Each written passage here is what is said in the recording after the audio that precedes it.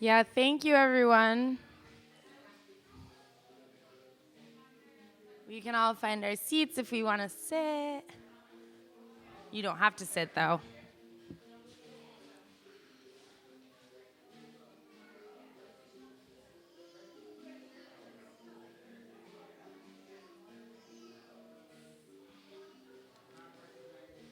Yay. Yeah, if you want to.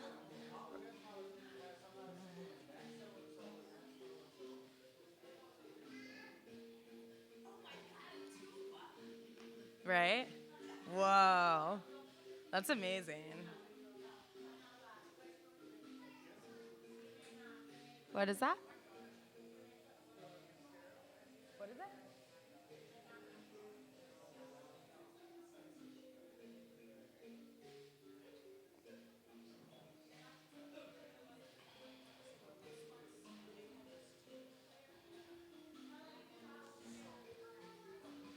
Thank you, everyone, so much. Thank you to People's Kitchen for this glorious food. Thank you to Community of Sound for hosting all of us. Thank you, Julie, for putting this together. And thank us all for showing up. My name is Arantha, and I grew up in Vermont. Yes, let me check about that.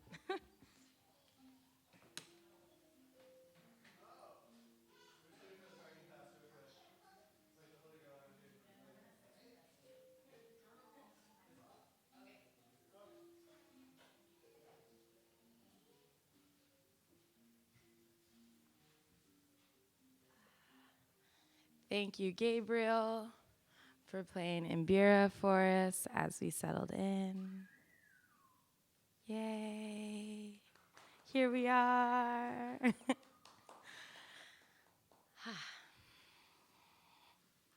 Okay. So, firstly, I was thinking of us all to just, once we're settled and comfy and have what we need, to be calm and cozy for the next little while. I'm thinking maybe that we'll all take some moments in silence together. There's a lot going on in the world, and it's a lot for all of us intelligent, big-hearted beings to be aware of all that's happening. There's always been a lot going on in the world, and now there is too.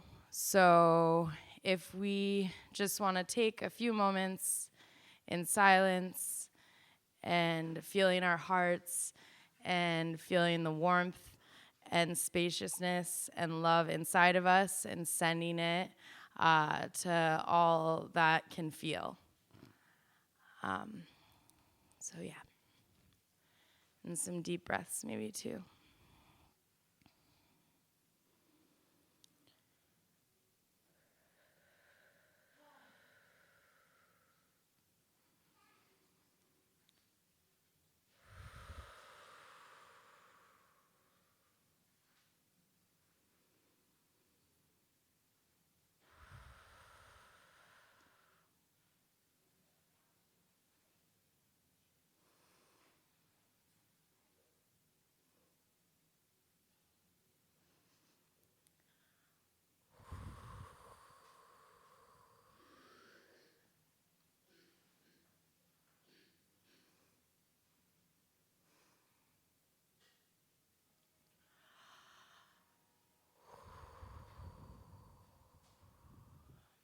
Okay.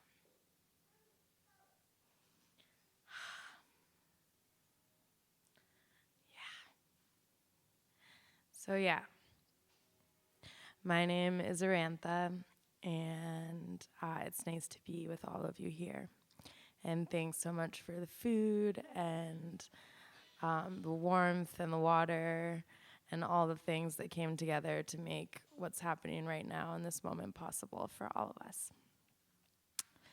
So, We are going to have the opportunity to all share with each other today.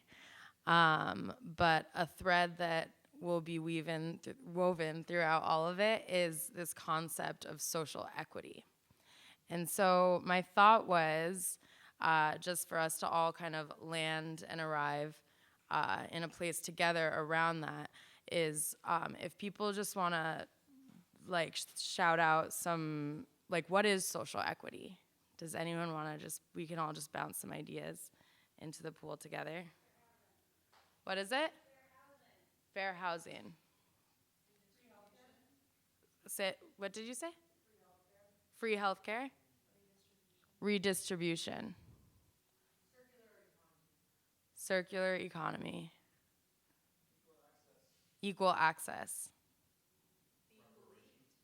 Being believed, and reparations. Clean drinking water. Is there anything else anyone wants to throw into the pool? Say that again? Being a percentage of the value of a dollar.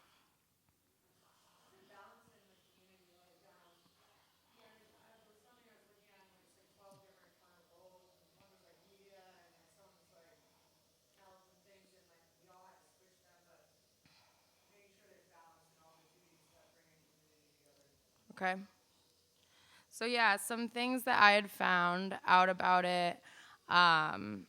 Equity refers to each individual person being afforded what they may require to become an equal party. Social equity takes into account systemic inequalities to ensure everyone in a community has access to the same opportunities and outcomes. Social equity is impartiality, fairness, and justice for all people in social policy. Is there any last little popcorns that we should add into that? Humanity. I would say ultimate impartiality. Ultimate impartiality. But in order to rectify past harm and arrive at equity, Right. it needs to be impartial. Right. Initially. Right. On the road to ultimate impartiality. Cool. Yes. So I think in all of that, we can all understand why this is important. It's important. Social equity is an important concept, is from what I've gathered. Okay, so basically now we have some really lovely featured panelists, and we're each gonna take a turn to just speak. So Melo, would you like to begin?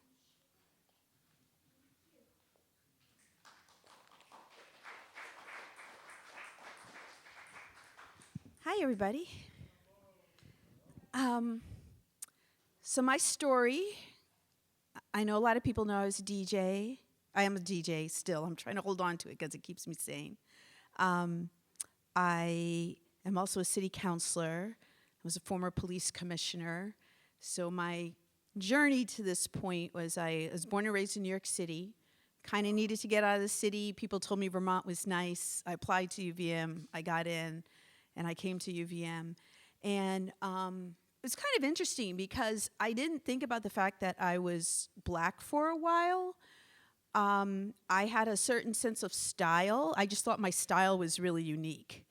That's why people were wearing your regular ski jackets, and I would shop vintage stores in, Soho in the Village before everything was astronomically priced.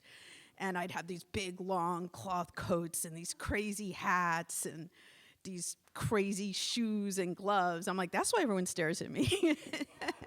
And then one day, someone drove by and called me a nigger. And I was like, woo, okay. This is, I haven't heard that since I was in Nashville because I was living in New York City. But every summer we'd go down to Nashville, and the racism there was very open. So I was like, okay, that's what we have up here. And for a lot of reasons, I stayed mostly around music, getting involved with the radio station. I was initially advised by people like, yeah, those kids are crazy. They're kind of off. And then I found out that they were really the coolest people on campus. These were people who were more, for lack of a better word, enlightened, accepting. They played all kinds of music. Even if they were white, they loved the blues, they loved reggae. And so I found a home at the station. I found a lot of support, and I just ended up hanging out with people that were in the arts community all this time. So I created a safe space for myself. And I was pretty much doing that for a while. And then the Milley brothers had that horrendous use of force incident in Burlington back in 2018. If you've never seen the body cam footage, you can go to 7 Days website and just search Milley Brothers, M-E-L-I.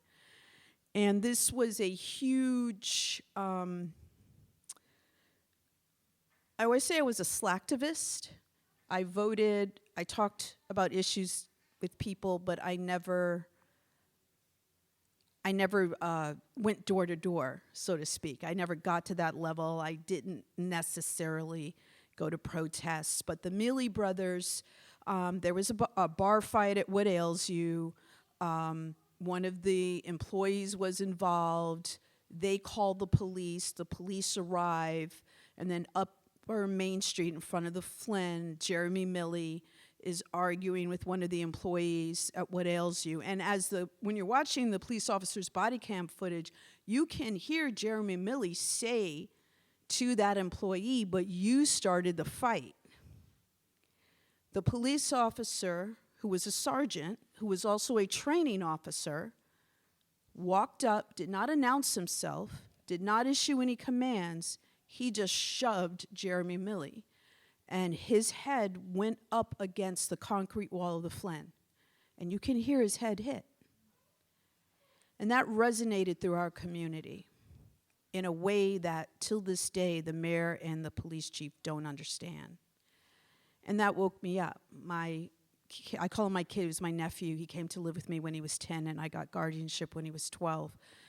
He knew Jerry Milley. Their friends knew. Everyone knew the family.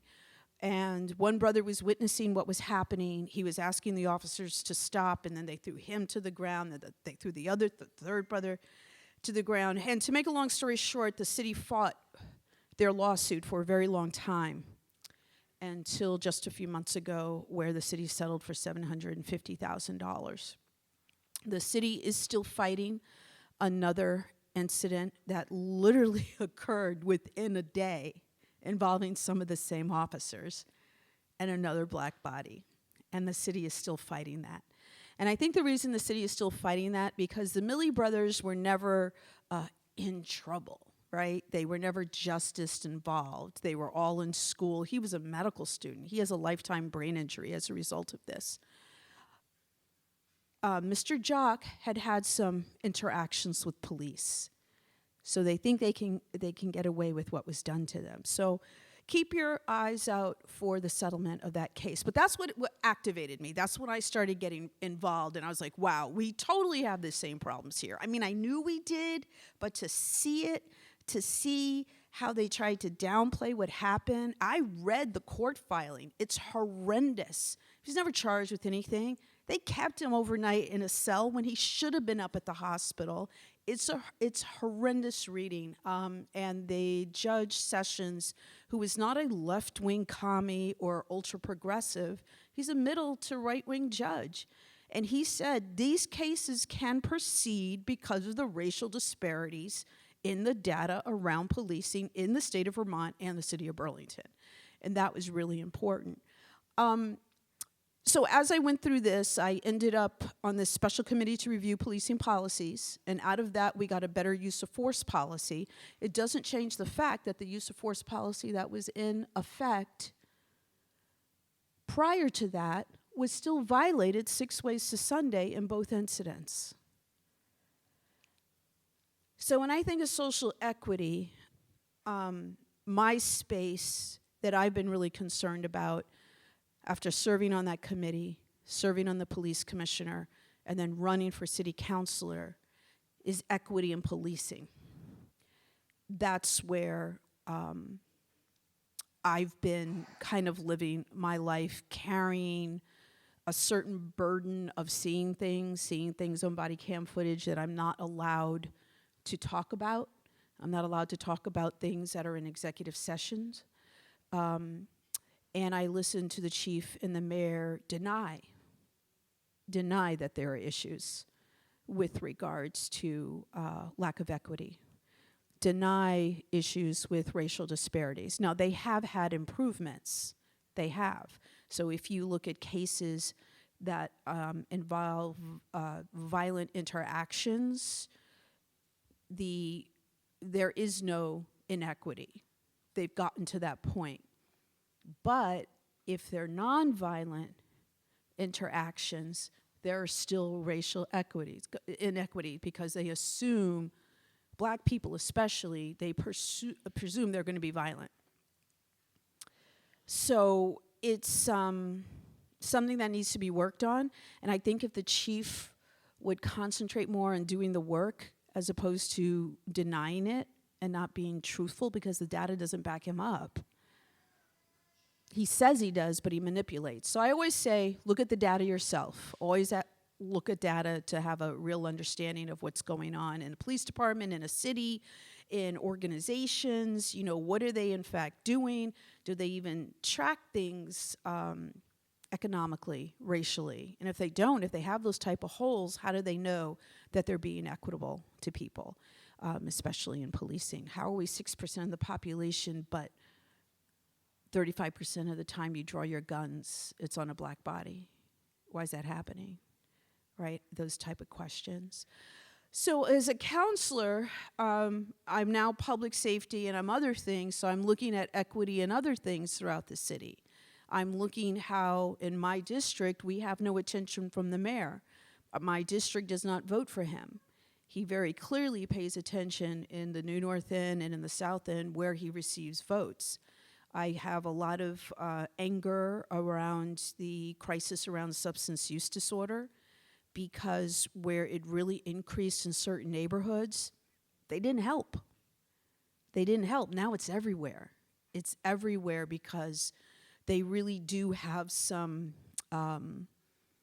old-fashioned beliefs as to who could suffer from that, right? It's just, I had to listen to a fellow city councilor say last night, you know, there's a really permissive, you know, it's so permissive, everything's I'm like, no one's asking me for permission to you know, shoot up drugs. If they were, I would say no. Let's get you a sandwich and some coffee or tea and talk about what's going on. No one's asking for permission.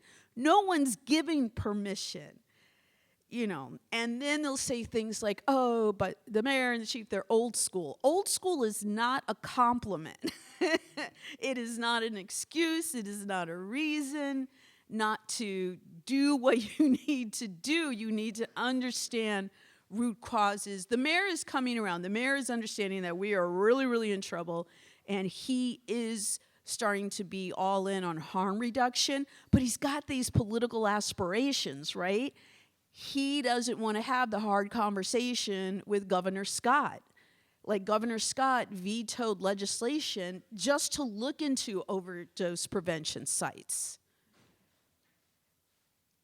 And we still have people like, oh, if we have an overdose prevention site, then more people will use drugs.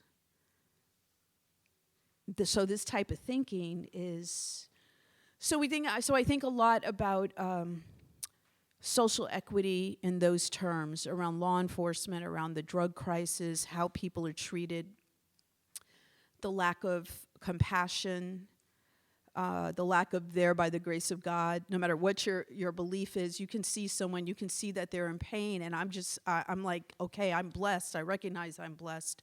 Who can I support?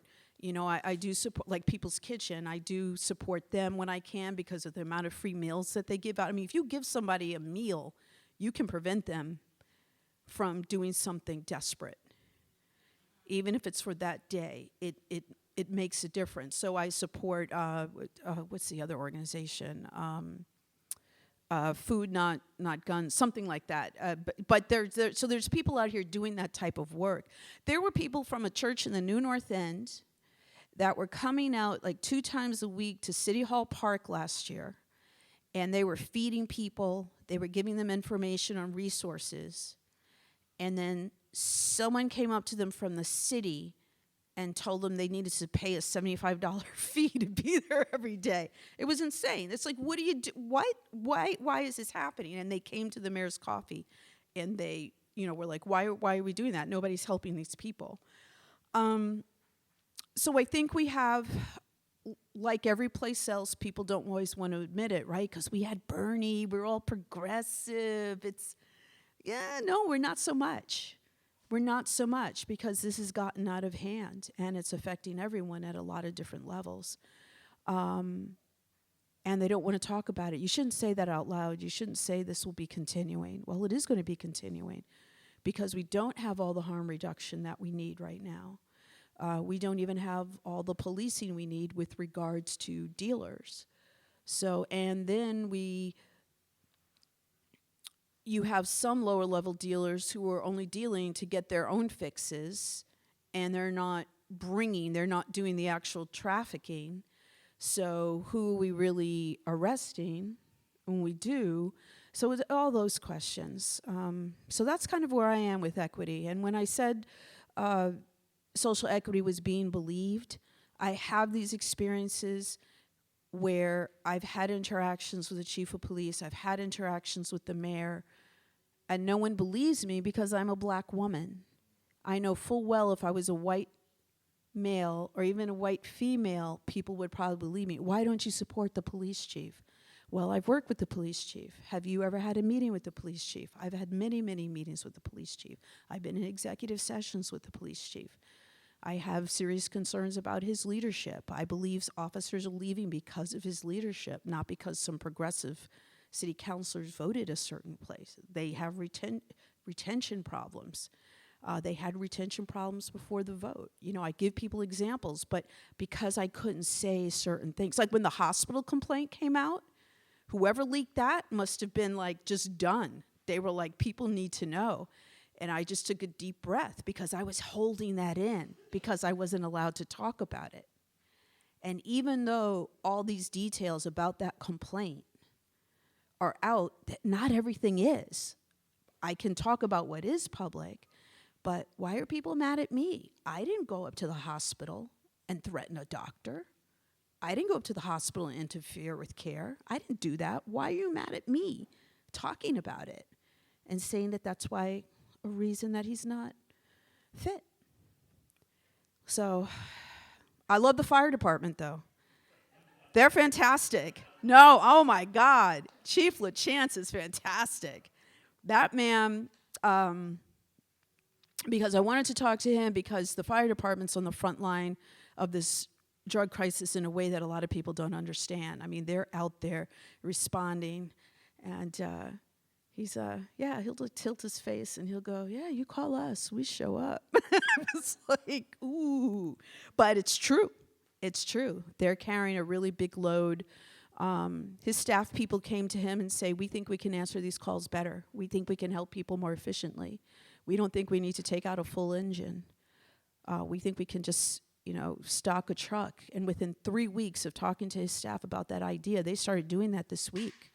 And they're manning it with volunteer hours. So there's love for the fire department. There are no hip hop songs that say, F the fire department.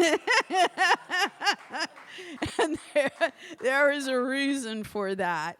And I appreciate him also for the fact that he talks about equity without you having to bring it up. The downtown fire station it's pretty cool in that there are these old photos, and they're really cool photos that go way back for all the crews that have been there, but they're all white. And he's like, I know you can't tell from these pictures, but here's where I'm recruiting. This is where I'm thinking in terms of diversity. He hired the commander that's in charge of the EMTs and paramedic crews is a woman. It's the first female commander that the Burlington Fire Department has ever had, and he was the one who hired her. So there are differences in public safety. There are differences in equity and how people look at equity, how people who have power look at equity, and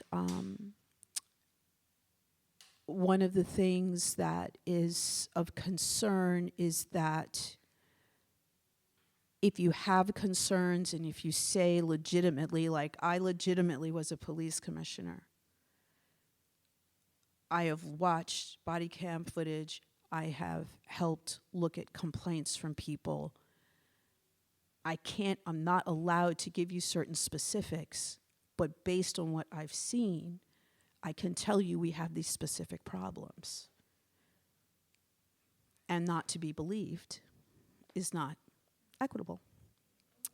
So that's my story and a peek into what I work and deal with.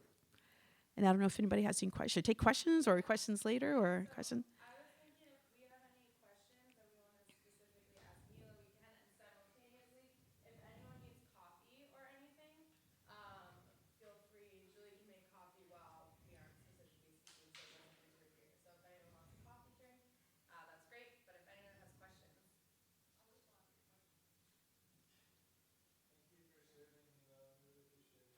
Thank you. I appreciate it too. Yeah. I appreciate people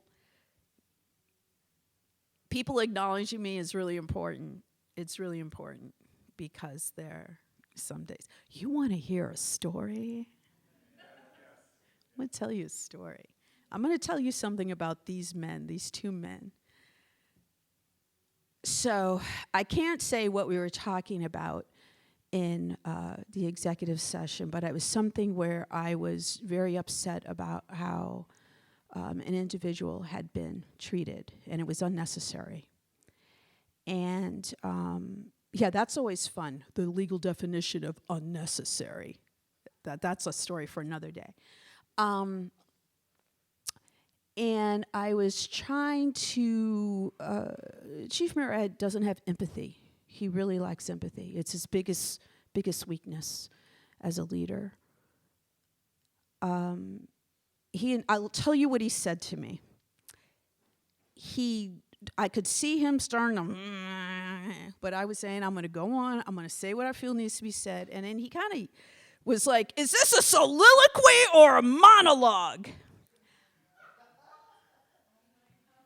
I was like, who was he talking to? And one of the other commissioners, she was like, like audible gasp, and like, and then I was like, I'm not going to be intimidated. I am going to continue. And then I had this pain shoot up my head. I had this grief for this individual and what had happened to them, and I had this anger just kind of intersecting. And then I stood up. I said, "Fuck this," and I walked out. And I just like walked around Church Street for like 15, 20 minutes. I missed the rest of the executive session. I had to come in to the regular meeting, which was just getting started. And we literally had a speaker talking about trauma from the officer's perspective, right? The irony. Because that matters. When they have trauma, they make mistakes. So that happened, and then we kind of fast forward to February of 2022, and there was going to be the first vote where they were bringing to the city council to have Chief Murad be from acting to the permanent chief. And as a police commissioner, I was going to speak out against that. I spoke out against it. Commissioners Comerford and Seguinos also spoke out against it. So that was a Monday night. Saturday, I got buzz. Miro has Murad making phone calls.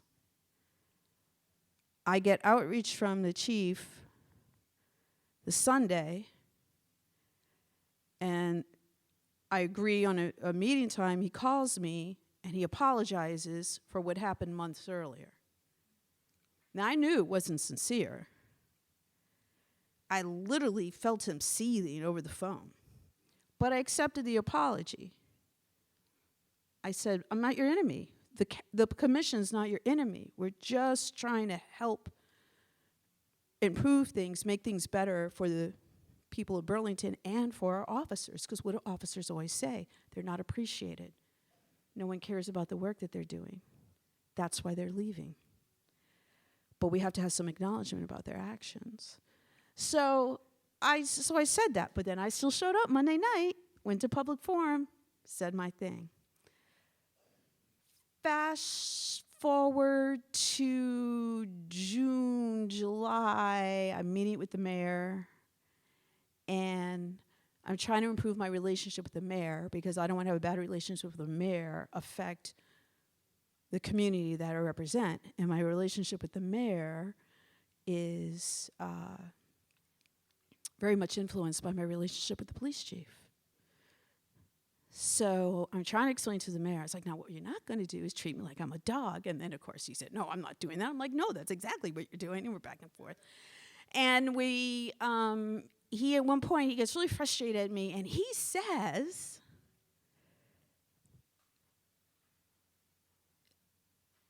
he goes, you know, John, referring to John Murad, the chief of police, has never forgiven me for making him apologize to you. So that's what we're dealing with. I'm just sitting there. Like, who does he think he's trying to hurt? What kind of flex does he think that is? But that says a lot about the character of those men and about the politics around equity in policing and the protections. Like, we've had some really terrible injustice happen here. And that's when after the August event, which Jay Keir filmed as part of BTV Cop Watch. So it was public, and I was talking about it. I was just like, and then I saw the body cam footage, and I wish that could be public because that shows some stuff. And I was like, it never should have happened. It happened because he was black, and I was on the mayor about it. I was yelling at him at one of his cops. I mean, I was yelling at him, you need to watch the body cam footage. He's like, they're allowed to use of force under the proper procedures and policies. I said, under proper procedures and policies, following their directives, which they did not do. I was literally screaming. And after that, someone walked up to me and said, Melo, you know, you bring up a lot of good points. You have a lot of good arguments, but sometimes, you know, you don't, the way you know, I was like, okay, here we go, angry black woman thing. And he said, you had to do something different. And the next day, I decided to run for city council. So that's my story. Any other questions? Yeah, questions or praise. I like that. I'm sorry? Was that your whole spark? I'm sorry? Was that your whole spark to the decision to run for city Yeah, council? that was, you know, Entertain the thought of running? I had been asked a lot. When I was on the police commission, I don't want to say I was loud, but it's intimidating. Dealing with the chief of police is intimidating. And I said stuff. You know, the chief was upset that the budget cut out Creamy and a Cop. He loved Creamy and a Cop. That was like his favorite yearly event. And I was like, well, that's not substantial community engagement. You give ice cream cones to black kids, and then 10 years later, you beat them up and lock them up. I pushed in executive sessions about issues around complaints. I talked publicly constantly about the lack of community engagement and how the department wasn't being honest about their role and how the community felt about them. So if you say your officers are leaving because people don't like them, don't show appreciation, don't appreciate what they're doing, you have to step back and understand. They're like, well, we didn't hurt George Floyd, but you hurt Jeremy Milley. You hurt Josiah Austrian, 14 years old, held down, shot up with ketamine. We did that here. When you should have just written a citation for a 14-year-old and leave.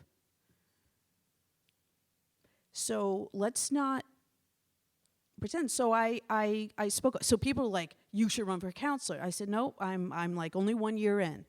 This is a 3-year position.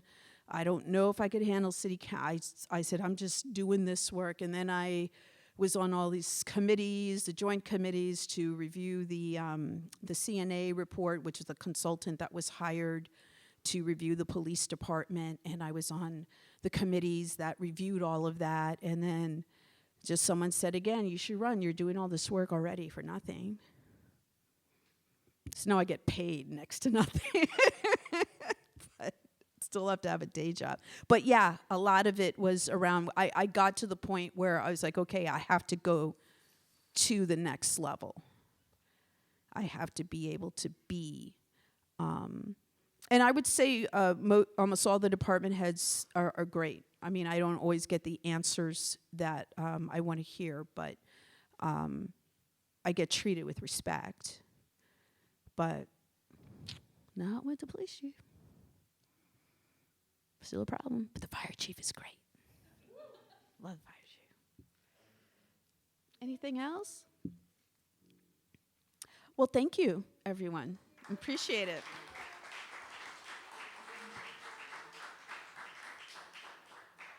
Thank you, thank you.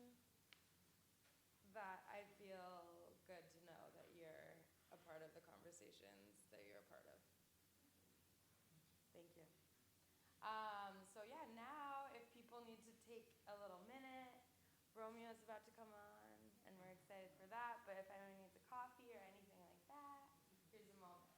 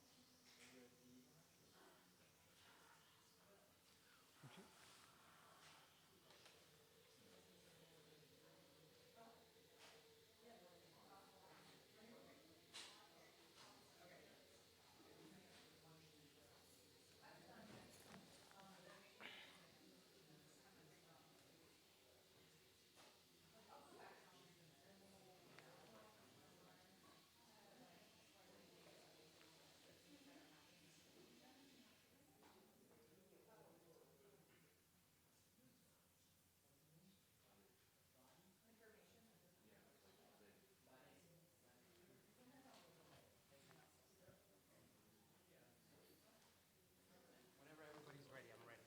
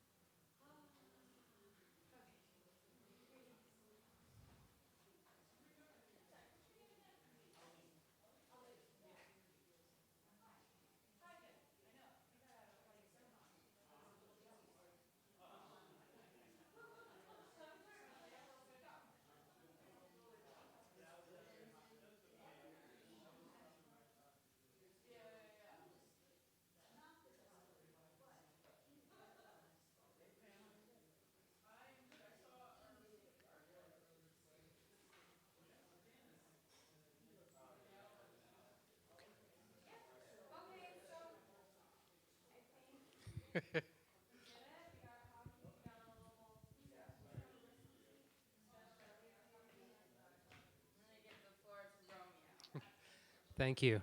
Um,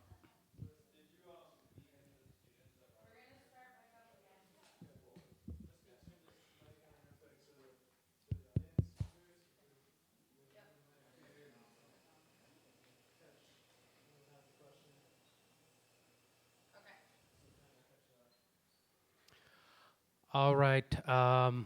Thank you, everyone, for having me. Um, my story is going to be rather in short sentences, really. Not going to be a. I don't know. I don't think I have a lot to say beyond. I'm personally new in this city, so to speak. So I'm kind of still learning a lot of stuff about the city.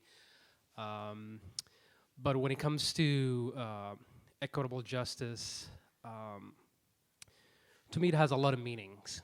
And as a child that grew up in a civil war torn country and going from one place to the other around the world, having had a chance to live um, outside where I was born in Somalia and having to experience life here in America, life in Kenya and Ghana and other places around the world. To me, justice, social justice, has kind of created a different meaning for me as an individual. But what I came to realize, and I think I'm continuing to kind of learn as time goes along, is um, equitable justice, social justice, has a way of presenting itself that it is something that is to be open to everybody, where everybody can participate, irrespective of who you are, where you're from, what you do for a living, and so on and so forth. So, in my own experience, I've had the privilege of having to be able to see from my, America from my point of view, not just Vermont itself.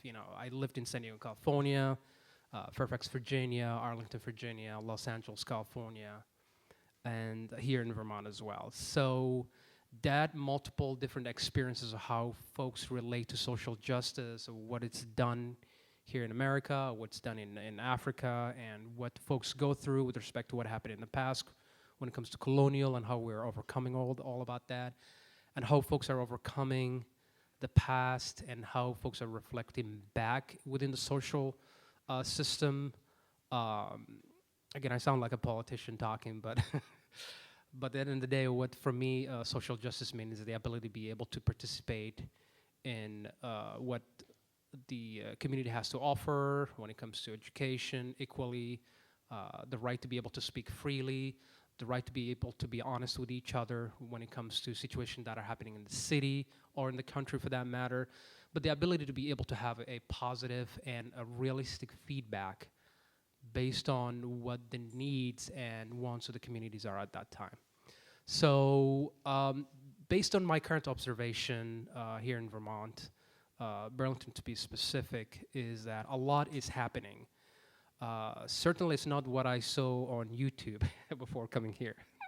So I had a different, while I was living in Berlin, Germany, I had a pick a place where when I come back in the States, that I would start my life fresh all over again.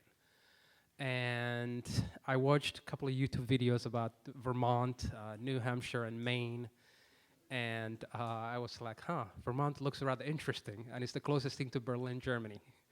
So, but then just like any other parts of the world where you're moving, there's a lot of dynamics that are moving upon arrival, and you get to learn that, hey, there are a lot of people who are also suffering, homelessness, substance abuse disorder, mental health is going on. I was a little bit surprised when I found out transit was free upon arrival, because that's not what I was expecting initially. But I also seen everything's not roses. And at the beginning when you come in, you feel like, touristy week where the first couple of weeks when you're here, everything is fresh, everything is rosy. But upon staying, you get to feel the real anguish folks are going through. And now I work for Green Mountain Transit Stations and Customer Service Supervisor, and that actually kind of opened my eye much bigger than I expected, because I directly interact with folks that are actually suffering from these issues, mental issues, like I said earlier, who are having substance abuse disorder, whom I get to talk to them practically almost every day. Though I'm not a counselor, but at least it gave me a chance to kind of just hear them out, what's going on in their life while they transit through the transit system. I've always been somebody who's a civic service-oriented and kind of minded from the moment I came from Somalia. And just having to listen to these folks, it kind of gave me a pause where I wanted to speak on behalf of them and see what I can do as a civic service personnel down the line, and hence the reason why I was pursuing as a commissioner or anything that comes down the line or down the pipe, so to speak. But beyond that, for me, what is important is the ability to be able to be honest with folks and say what you mean and mean what you say. It might not be the most favorable subject or what people want to hear, but I believe the ability to be able to get along, but at the same time listen to folks. If I ever become a counselor, right now I'm also a city commissioner. My thing is, when I'm in the commission meeting, which I just attended the first one at the Church Street Marketplace, is just to listen to the rest of the commissioners, what they have to say. And then bring my point of view to the subject, if there are any resolutions that I think that might be worth bringing forward. And public safety was one thing that we brought up, and I proposed a resolution to be put on the next meeting that pretty much says the commission is aware of the public safety issue that is going on, that it tells the Public Safety Commission, hey, this is what's happening, this is what we're hearing from the customers, the residents, visitors, everybody, and we need to do something about it, which, the council is aware of it, and Councilor Grant is, I'm certain, doing something about it as well. So there's a lot of stuff that is going on that I'm working on as well personally, that I'm experiencing when it comes to social justice. So I'm happy to take questions, so feel free.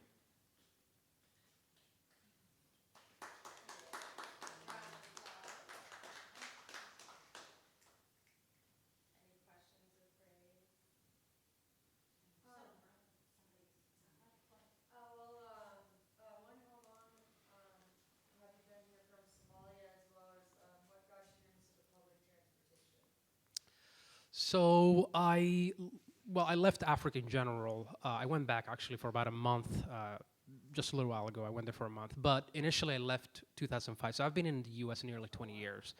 So I promise you I'm not a newcomer. But but yeah, so I've been here for a while. But with respect to public transit, I've always been in the customer service industry, even when I lived in Los Angeles.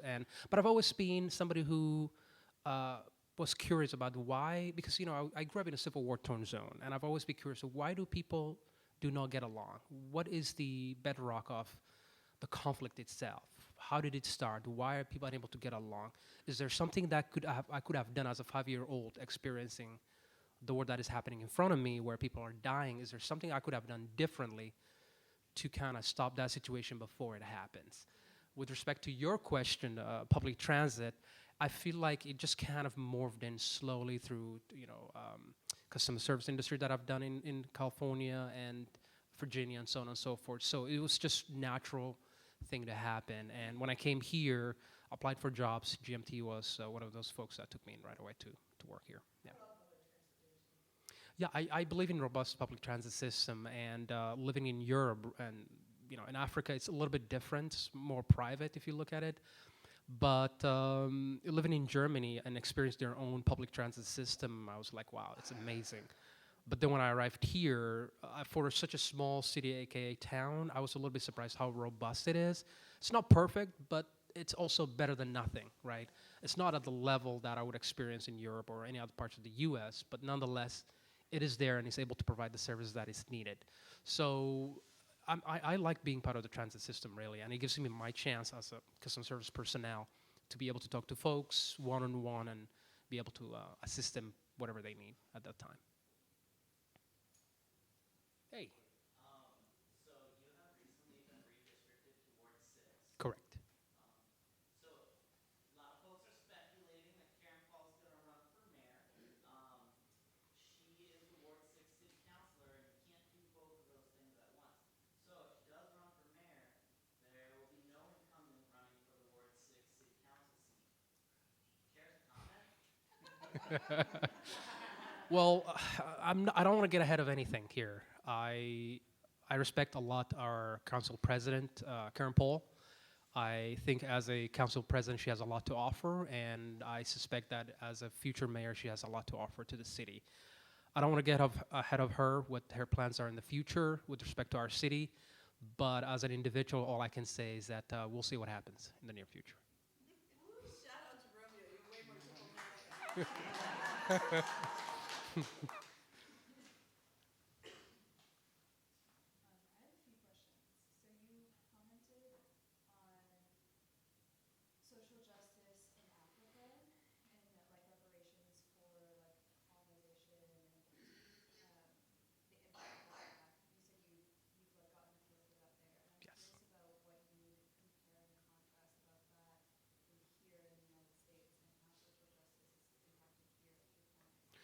Right.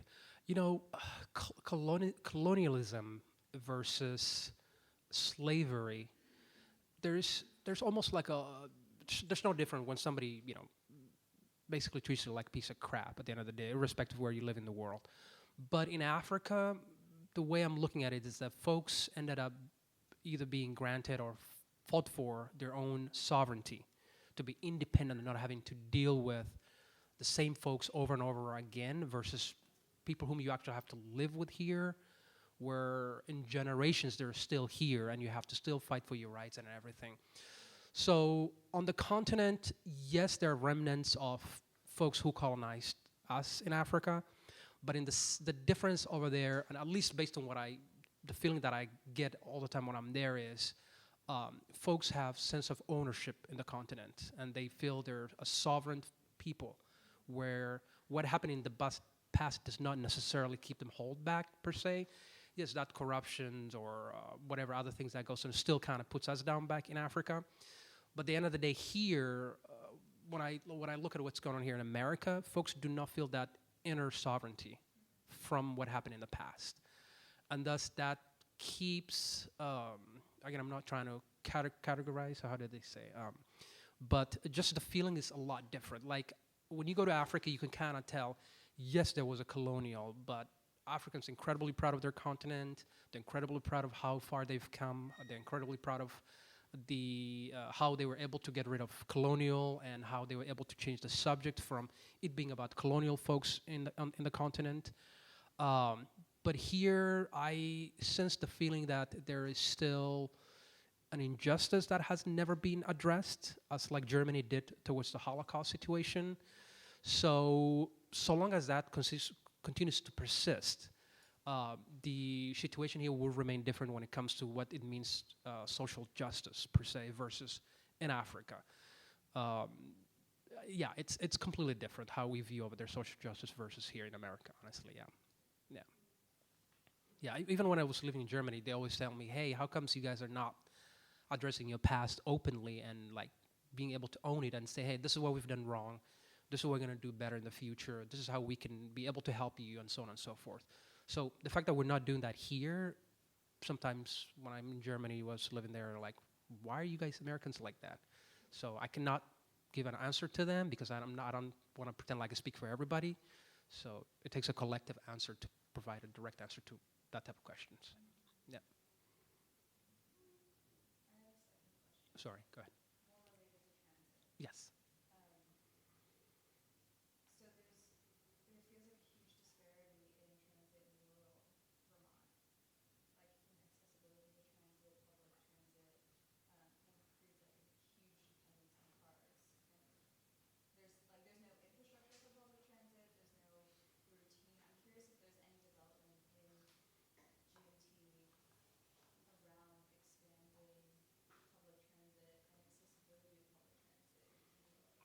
Right. So again, I just want to be very clear that I'm not here on behalf of GMT here. I do work for GMT, so I would refer that again. I want to be very respectful of any statement that is made with respect to the GMT board of directors or GMT administration. We do have a public forums there where you can come in, and I'm certain an answer will be provided to that effect. I will type in. It's the Yes, the counselor. chicken and the egg. Because one of the committees I'm on is a committee to look at people who want to be on committees and commissions. And one of the more heated conversations that we had in the committee was choosing someone for the GMT commission because they're going to start charging again. I was just thinking, sorry to interrupt, but on the same thing you were saying, as a person that's used GMT since it went free from the let up of the lockdown, COVID? Yeah, I was always saying, I saw how they consolidated routes. And they cut down on buses, and everybody was like, why does this bus is just one now? And I was like, because it's free now. It's free. And that's why they're having a hard time finding somebody to be on top of that, because they're gonna have to answer to, how do we keep this efficient and be like you asking, without charging the people? Exactly, and they can't. They're bringing back charging. They're going back up to $2 a ride. I wouldn't be able to. I wouldn't be able to speak to it yet. But Yeah. it's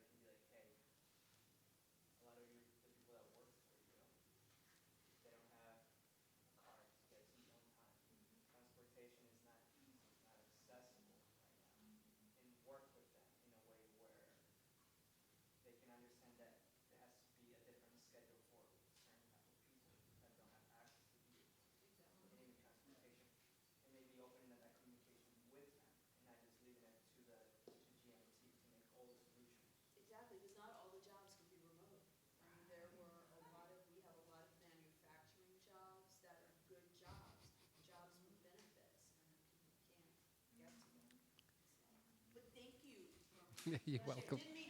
No, you're fine. You're fine. You're fine.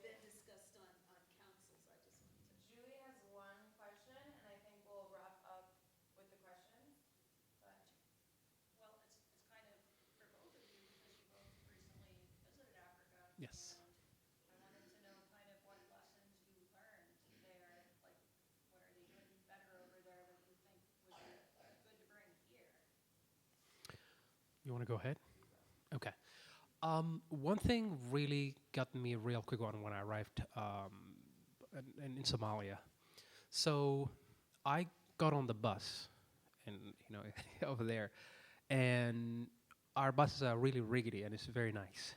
If you got on it, it's really cool. But anyway, the point is, so what I noticed was, of course, first are being charged, but the way so what happens is that the bus driver is sitting there and he's I don't say he's yelling, but he's kind of his voice is a little bit loud, and he's saying the 3,000 shilling, don't forget to pay your 3,000 shilling. And you could see the old grandma, the young person, the middle-aged person, whatever, everybody passing the money along with the next person to give to the bus driver, way to the front. So it dawned on me the level of trust everybody has in that bus, where you don't see anybody kind of taking a shilling in the pocket as it goes along. So I would have imagined, like, if this was, I'm not saying folks are thieves out here, but with all the theft that is going on and the level of the honor system is still alive that I've noticed over there. We've been through so much civil war for two decades plus, and yet people are finding a way to make sure that nobody steals the other person's money.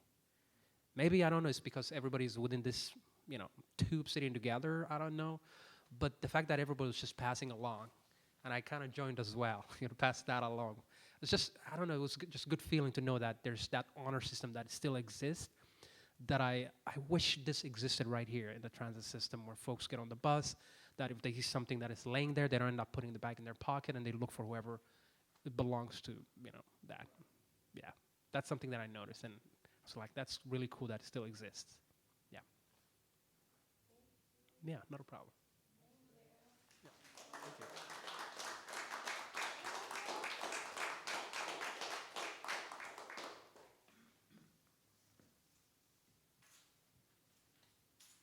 yeah, I feel really happy that you're in Vermont with us, Romeo. Thank you. Reggie, would you like to come up?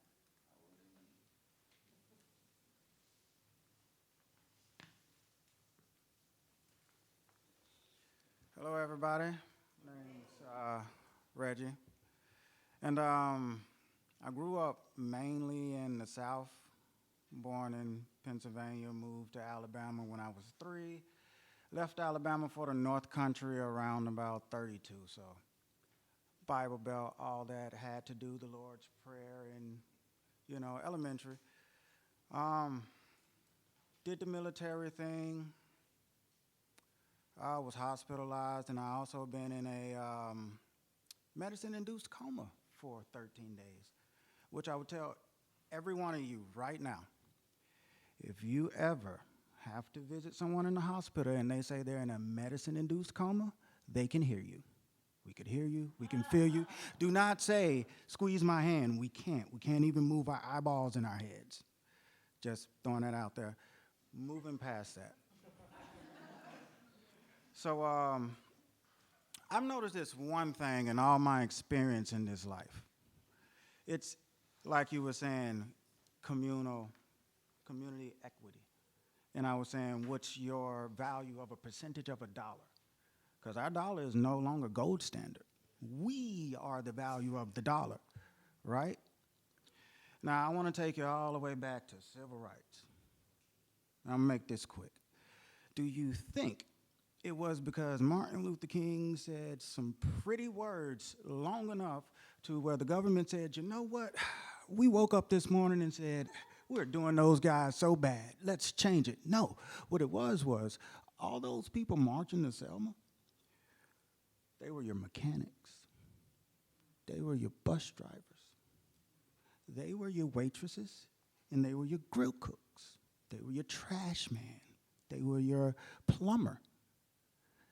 They were the ones that was keeping America's dollar valuable.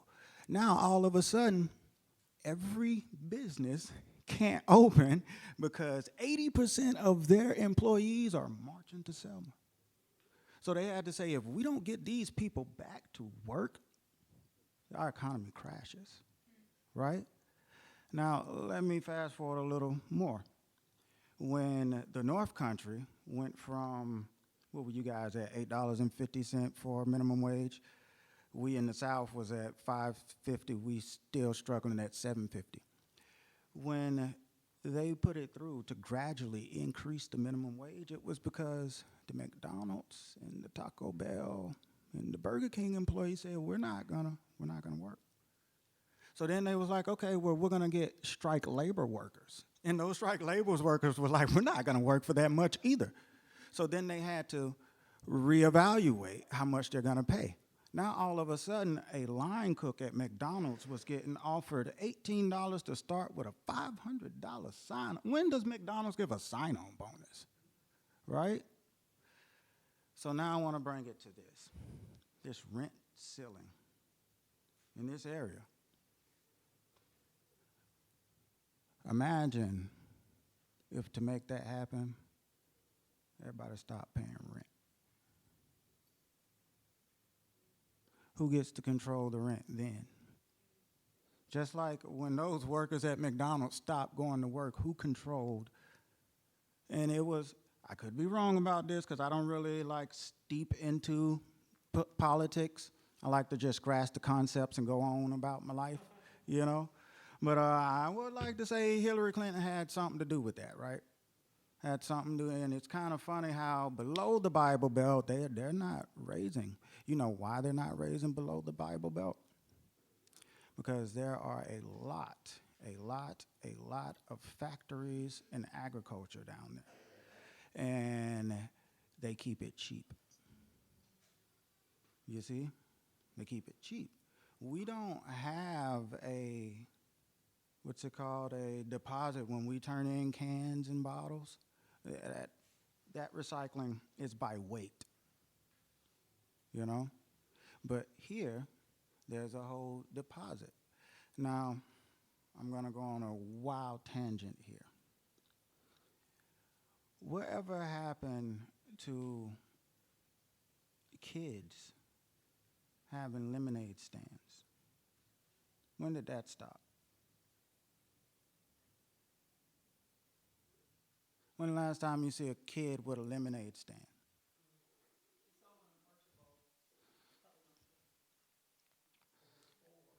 So when we hit like spring and autumn, like right now, why can't we all organize a pumpkin carving for kids?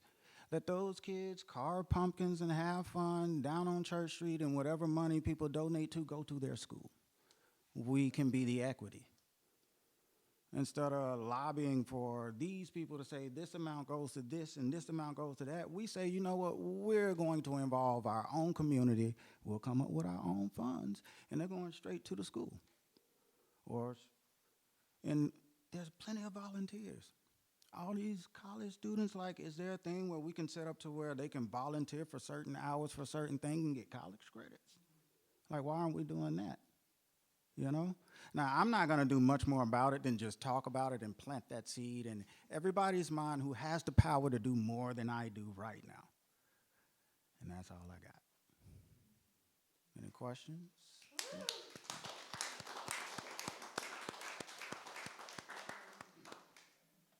have a statement. I think planting the seed and speaking about it is just as important as the next steps, by the way. Oh, this is true. What's the next step, though?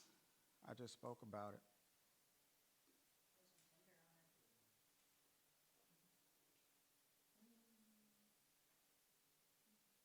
I'll have to reflect on that. Right. Well, whenever you guys figure it out, I'll like be back here sitting in that chair, ready to get it in. Graphic designer, I could make a poster for a pumpkin carving event. Actually, you know what? Let's try to shoot for maybe Christmas because Halloween is pretty quick coming up. Yeah, and I don't know how you guys would take this statement, but I don't consider Thanksgiving our holiday at all. Not that I got anything against it as a holiday. You know, I just don't consider it ours. Right. So let's not get them to focus on that. Let's go with like, you know. Oh, even better, New Year's. Yeah. But yeah. Cool to have another one of these, you know, at least once a season or something. Maybe we have another one. Yeah, that would be awesome. Fall, and like now everybody here knows how to get here, so everybody can bring friends. Oh, right. Yeah, no, this is definitely a hidden shadow, you know. Like a walk down a hill with boots. Ran into a random guy, walked, it literally said 1 Main Street. And I was like, that's the sign. It like has to be it. And I walked in and it was just a train station. And it was empty and quiet. And I couldn't even hear like a clock ticking. And so I backed out like that's the Twilight Zone. I'm not going that far. And this one guy walks up and he's looking up and he goes, 1, and I said 1 Main. And right when we both said that, a chick comes walking out checking mail and she was like, oh, you guys are looking for, and she was like, she walked us around. So yeah, definitely hidden. I also see that as kind of like a filter, you know? For those that were willing and able to find it, we're here for a reason, at least to hear me talk for like 2 more minutes, you know?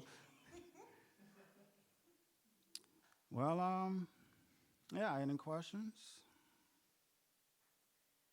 Sorry.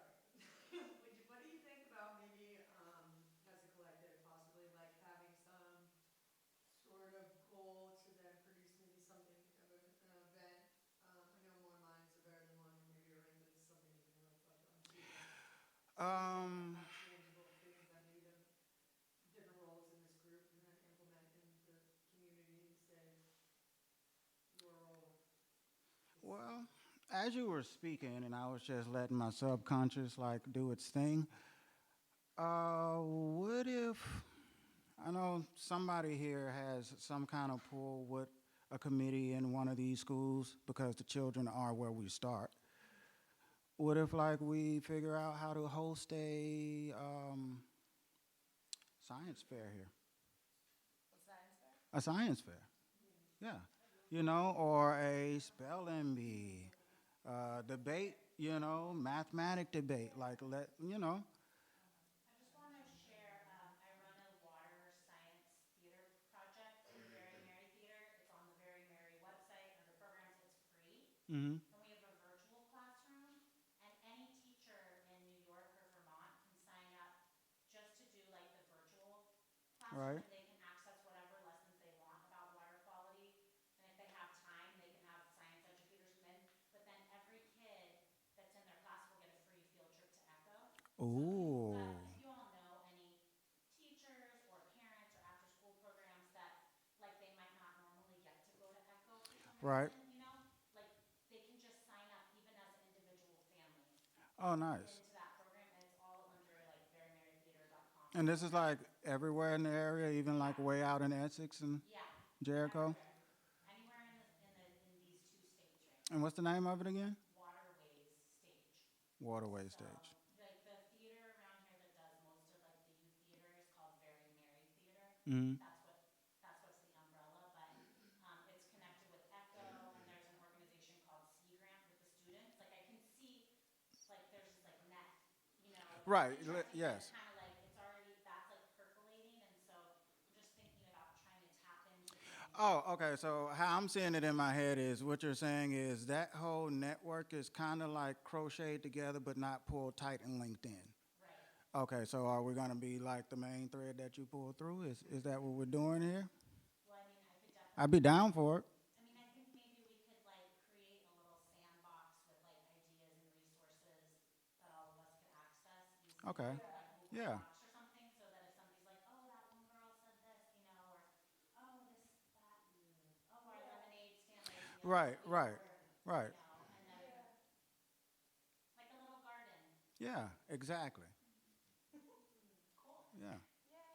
So one thing that before losing the dread and the seed that you planted and the actions that you mentioned, like what is one thing, a small thing that we can do today that can move that forward, that is not too big, where we're just like, we can create this in Christmas, but how do we get there? Mm-hmm. What is one thing that we can do today?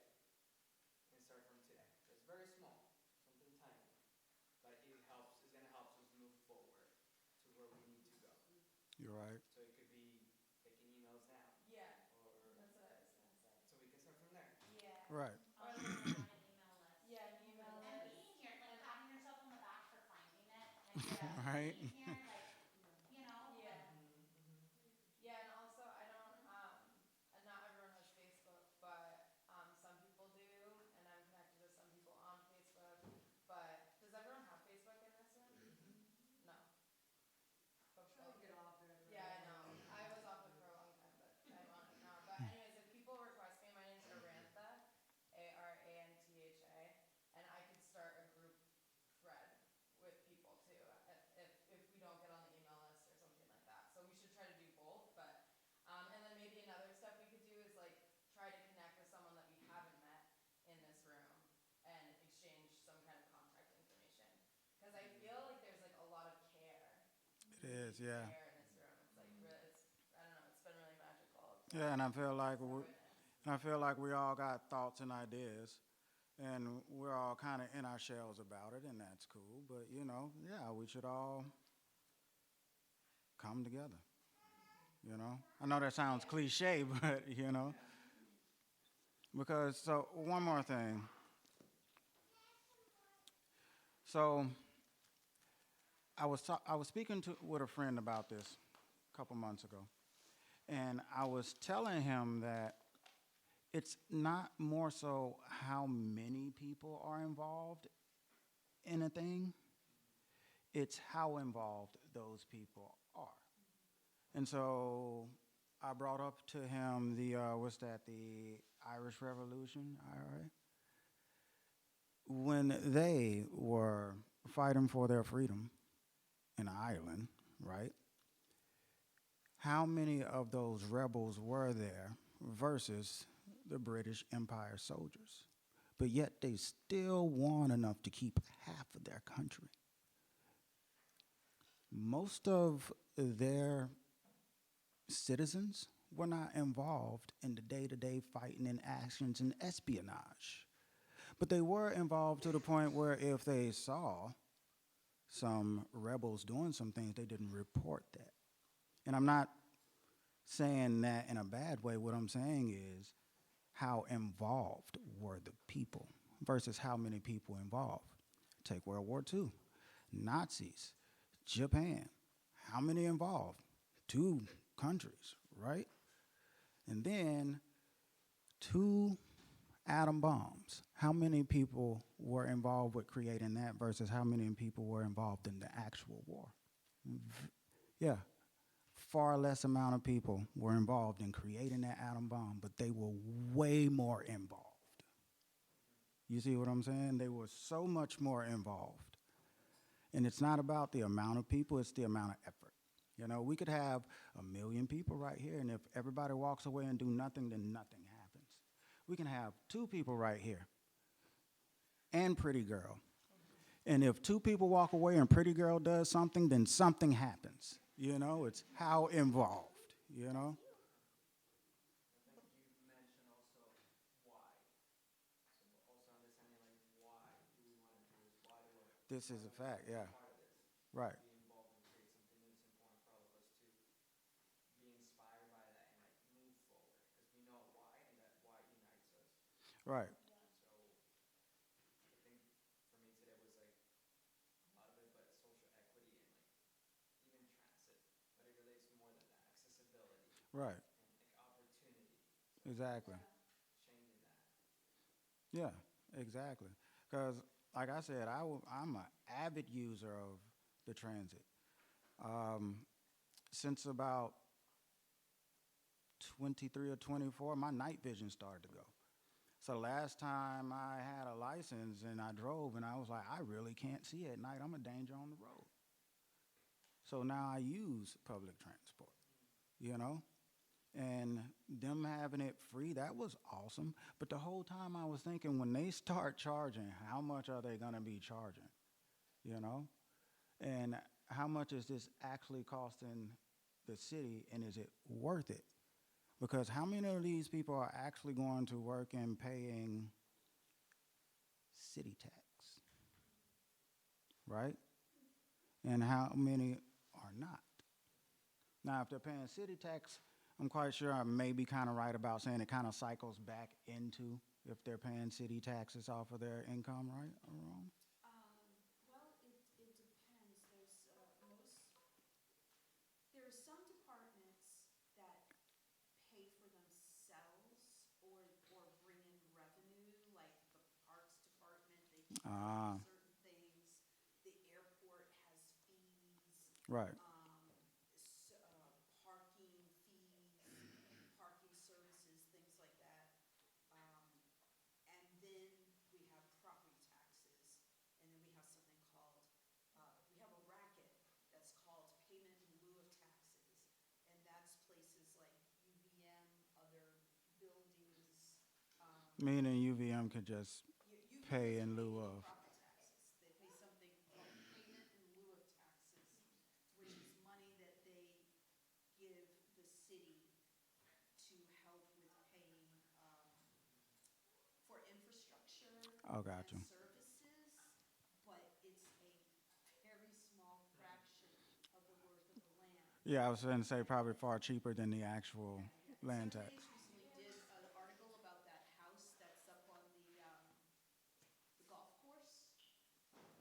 Golf course is a huge chunk of money, and they pay hardly anything. Mm. And then this house is assessed at $3 million. It's selling for 15. Yeah, things are very.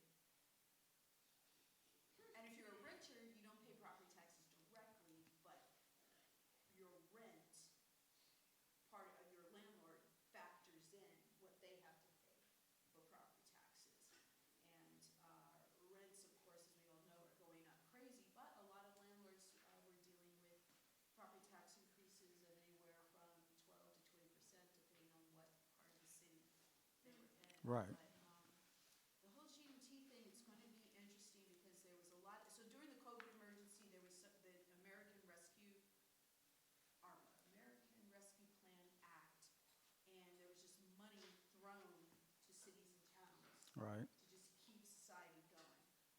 There was a lot of ARPA money that was used to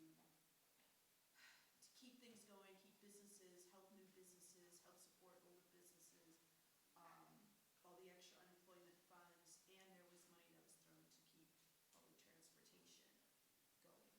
And now that ARPA money is going away at a lot Right. of different levels, and now we've got to get back and figure out how are we going to pay for things. And I think we should look up rates on that, because I think they're going straight up to $2 a ride, which is a lot when it was free for years. Is it? My daughter takes it to school, you know. It could be, so there's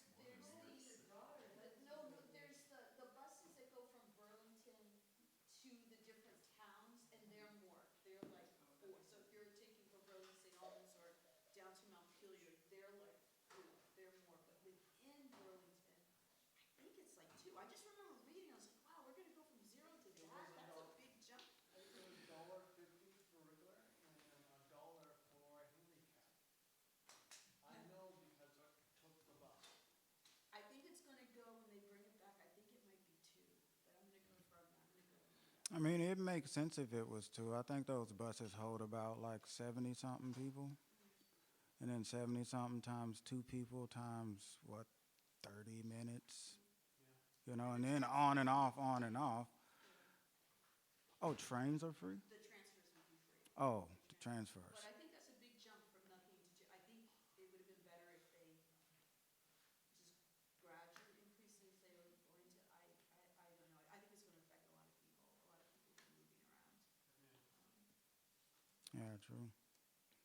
Well, Thank you. Maybe you're we'll welcome. run around. Thank you, guys.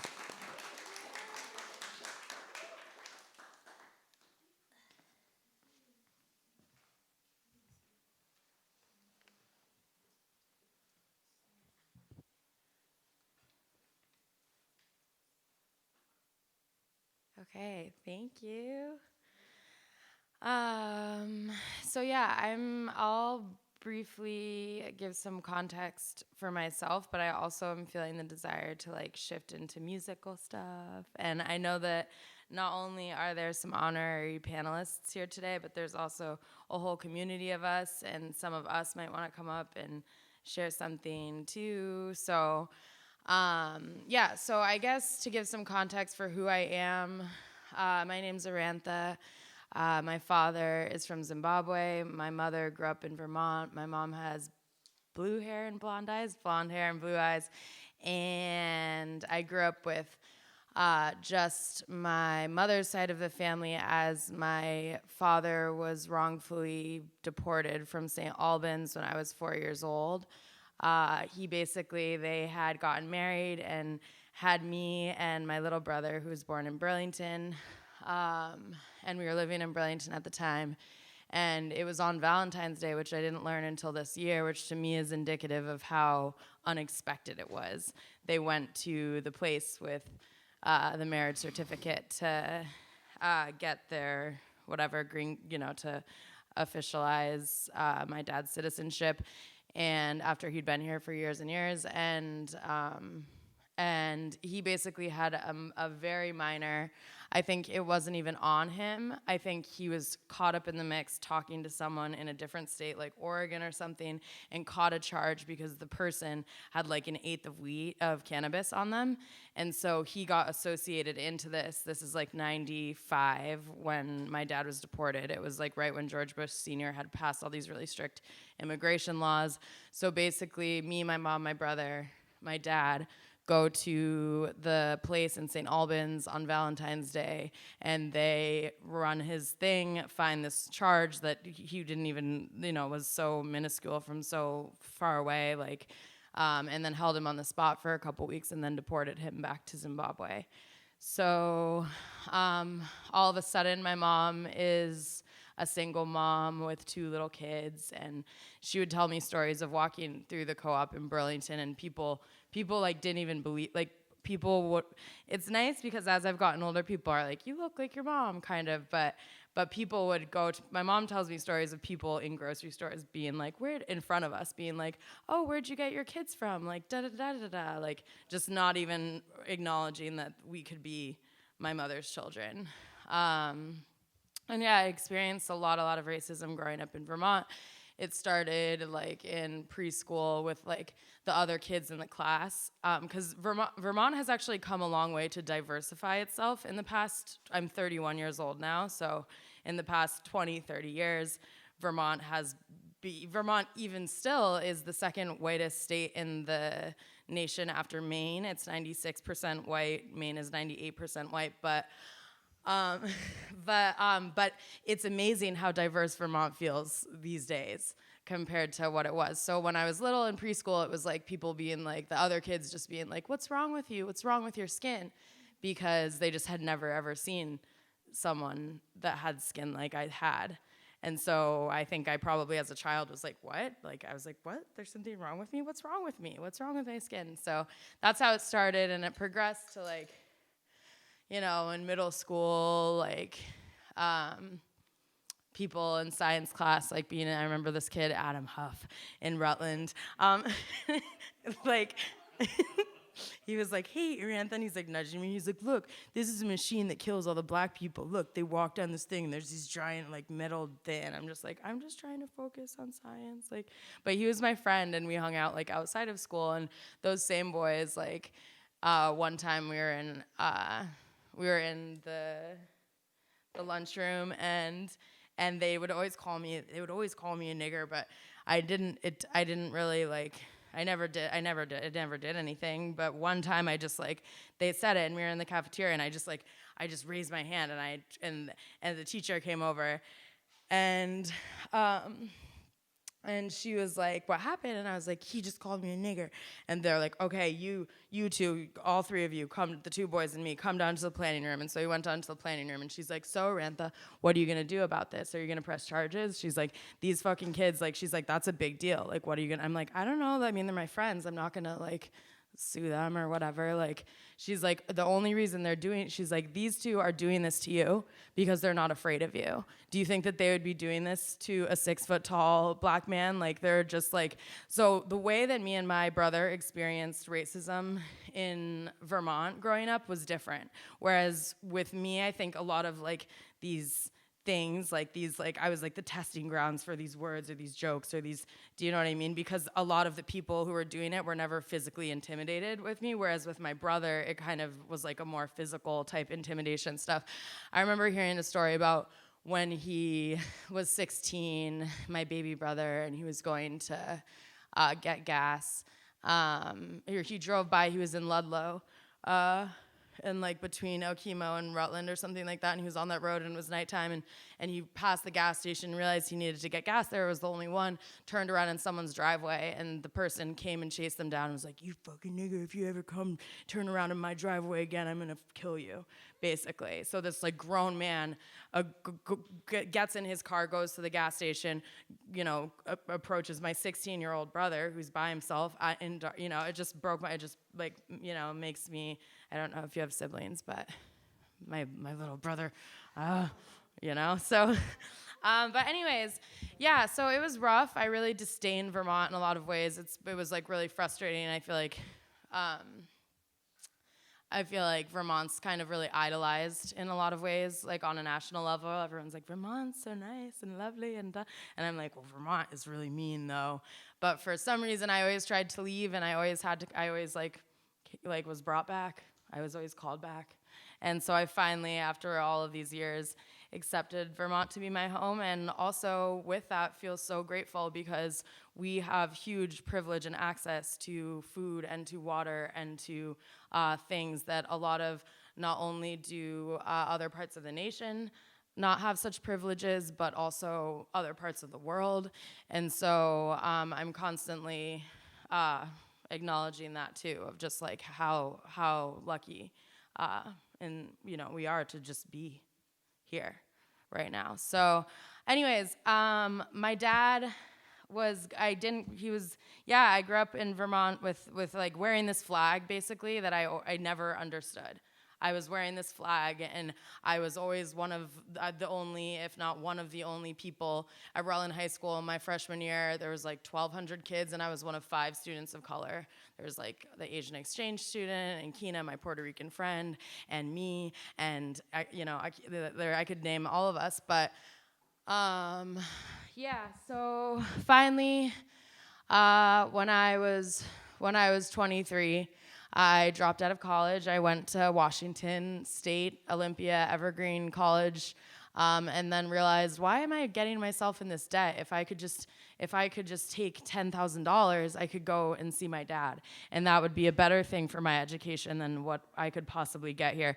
So I dropped out of school after a month, and I drove back across the country, and I started working, and I waited tables, and I worked at this restaurant. I lived in Burlington, and I lived above a single pebble, and I worked at this restaurant called Revolution Kitchen, and I worked, and I saved up enough money waiting tables, and me and my mom and my brother all went to Zimbabwe when I was 23, 20 years later after my dad left.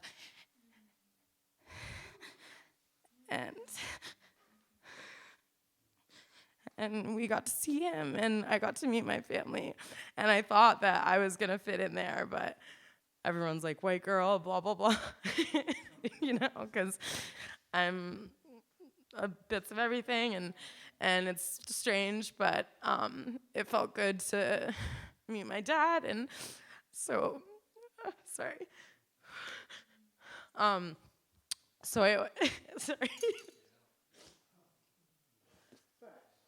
So I always wanted to go back with a lot of money. I wanted to go back. I wanted to like raise like $50,000 and go back and have enough money that I could set something up that I could help people, really help people there who are starving, who are struggling, who are struggling to survive. And so I opened a CBD company, and I landed in the midst of this moment. And it's, all this stuff. It was really exciting. 2018 grew CBD, and then the next year got approached by these investors, and they were supposed to pay me I agreed naively as a 26-year-old to accept $50,000 for managing a 50-acre grow, which probably someone who manages 50 acres would make like 100,000, 150,000. 50 acres, like what? A football field is like 2 acres maybe or something. 50 acres is a huge, 75,000 plants, $132,000 of seedlings transferred through escrow. Like, these people were the Chinese 1%. They spent $500,000 on the project, and when it came down to it, they didn't pay me. And so I still am like, and I think about it, and I think it's so funny, because like that number, I knew before then, I was like $50,000. And then it's like not only that, but the opportunity cost that it was for me to step away from my own thing in that moment to get burned like that. It's like, I still sometimes think, I'm still like recovering. Do you know what I mean? Like, I'm still, so anyways, I have this CBD company that never has really like, whatever, who knows? Right now I'm deciding if I'm going to keep moving into the industry, blah, blah, blah. COVID happens, move to Manhattan, like all this stuff. But the point is, this past winter, my dad, all of this was in the interest of going back there with more resources. And this past winter, my dad told me he was starving, and I knew that he was actually starving because my dad wouldn't want to say that to his daughter. And so I knew that I needed to just go, even though I didn't have $50,000 or I didn't have $10,000 or I didn't have $5,000, I needed to just go. And so I went, and I saw my dad again, and I was there for a month, and I hope my brother gets to go back, and I hope to be able to go back again. And Anna built this great website that's Anna, that yeah, she's fabulous at that and lots of other things. But yeah, there's a website called Arantha.info. Arantha.info. And it talks about Zimbabwe, this dream, my grandparents' homestead that needs to be fixed up, that could be an oasis for people there, that could be food gardens, that could be also a place that people from here could go and visit. I'm trying to raise $15,000, which is, I think, an attainable goal. I'm trying to do it by January. But I'm trying to raise $15,000 to fix up that homestead. The buildings are all there. They're made out of cement. We just need to fix the roofs, and I can show you pictures. There's pictures on the website. But in the meantime, I connected while I was there with all of these makers. So there's all these beadwork and clothing and things like that displayed in the back. If you wish to purchase any of that, that money will go directly to the people who made it. So anyways, I'll be available to talk more about things, social equity. I also think about global equity and how do we, I see in the States a lot of people, we're setting up our little permaculture, everyone's getting their little thing and their friends and they're buying land, we're setting up our little permaculture things and da-da-da-da. But if we forget about our global neighbors, I think it again will fall flat. We have to keep all of this in mind, and it's a lot, and it's exhausting, and we're all exhausted, I think, in ways, and we're all trying, and we're all big-hearted, believing people, and we all want a harmonious future for children and children's children's, and clean water and birds and fish in the ocean and like all the beautiful things. This is a beautiful planet, and I hope for all of it. Yeah, so anyways, after this, I'm going to sing a little song, and then I know that there's some people who've signed up for open mic. Maybe if any of our honorary panelists want to share a musical piece, maybe we can each take, or not musical necessarily, but if there's a little like open mic style thing that wants to be shared from our panelists, our honorary panelists starting, let's give a few minutes for each of them, and then there's people on the lists. Yeah.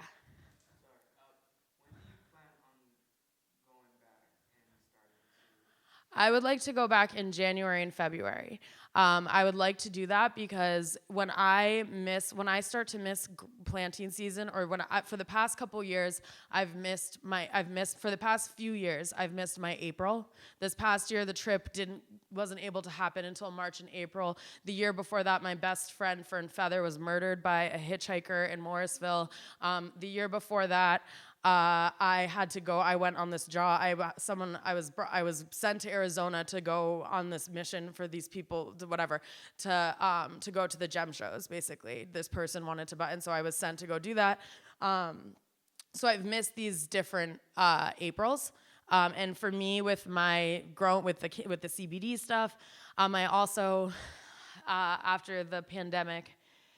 I was living in Manhattan in 2020. I moved down in December, and then the COVID happened, and it was really scary, and they were gonna like shut down the bridges, and my mom's like, grab your stuff and get on a train. And so I did that, and I went back up to the cabin, and I hunkered down, and then I was looking at Craigslist, and I saw this trolley, and I called Fern, and me and Fern were planting this huge mandala garden because we're like, it's the end of the world. It's time to grow all the seeds. Like, my mom had been saving seeds. Like, Fern had dirt. He had driven back from the West Coast and had a glass greenhouse, the oldest glass greenhouse in Newport, Vermont. And I had this land that was being tilled anyways because the guy who I'd grown the CBD with the first time had decided that we needed to put it into mounds. And so the whole land was like in these mounds, and so it needed to be tilled. And my mom had been saving. So we were just basically like key and lock, like do. And so we were just growing this huge garden, and there's a fire in the middle, and we just laugh and whatever. And then I called Fern because I was on Craigslist surfing for free things and odd whatever, as we do. And all of a sudden I saw the trolley, and I just started weeping, and I was like, Mom. And my mom's like, Arantha. And I was like, Fern. I was like, should we just like, I don't know, it's a trolley, it's a solution, it's a mobile retail space, it's on Craigslist, like I just pull together out of the ethers everything and throw it into getting this trolley. So there's a red trolley out there, now Burlington has trolleys again, but I have a little trolley, a little white trolley, and we would use it during open streets. We kind of got ushered into, me and Fern and Anna and Cloud, my other two friends, would drive it out from the Northeast Kingdom, and Kari, who owns a store called Tail Feather, we were gonna do a pop-up on the same day with the trolley, because during open streets, they shut down all the perpendicular streets, and there's like music and stuff, so all the restaurants could expand, and we kind of like got like ushered into, like, because our pop-up was planned on the same day they started it, every single weekend they were like, oh yeah, the trolley's coming, and so like we kind of like were able to be a part of this like every Saturday. And so we would just be like ringing bells and playing music and dancing in the streets in the trolley, and I took out all the seats and I painted the sky on the ceiling and I put rainbow windows in it, and I decided, I was like, why would you trim CBD? I was like, let's just sell tops. So we were just like we tied ribbons around them, and we're like waving like CBD tops, like we like, yeah, it was like epic. It was epic, and I miss Fern so much. But yeah. So the past few Aprils, things have happened that have had me miss them, which ends up messing up my whole calendar summer, with this trolley, with this growing, with the planting of the seeds. So my prayer is to go in January and February and return by March, so I don't miss another year of business, of possibility, of whatever. So, yeah. We're trying to figure it out. Yeah. Yeah. We're trying to figure it out. It's complex in ways. I think all of us as a family right now are trying to, because all of us want to be together.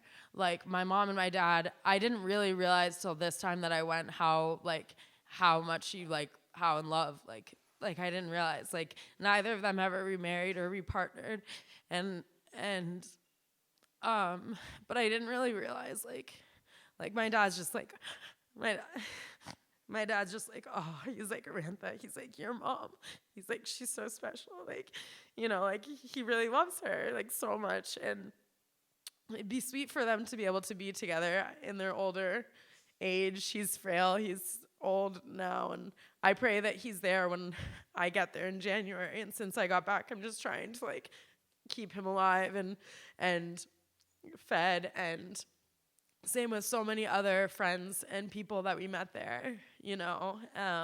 So yeah, I don't know. I don't know if it would make sense to come for him to come here, and I don't know if that's. It's interesting too, because it's like, it's this like unpacking too of, it's not just my father, but it's like my relationship with Africa and like my cousins and my aunts and my uncles and my grandparents and who I didn't get to meet, and like, you know, and so. Yeah, but interesting fact is that Vermont and Zimbabwe were physically connected pre-Pangea, and and in the state house there's black and white tiles, and the white tile's from Vermont and the black tile is from Zimbabwe, and they're connected through this thing called the Chazy Reef. But this coral reef, Vermont has the oldest coral reef, fossilized coral reef in the whole entire world, and Zimbabwe is the most mineral rich place in the whole entire world, and it would make sense to me that those places would be connected. And when I was a legislative page for the state of Vermont when I was in 8th grade, they took a tour they took us all, the parents came and they took us on being a page. I don't know if you know what it is. It's a very weird job where like you like sit in the middle of the house of like and like the states people will like wave their finger and you go to them and they have a note and they're like, go pass this note to that person. And then, so like 6 kids in 8th grade, this happens in every state.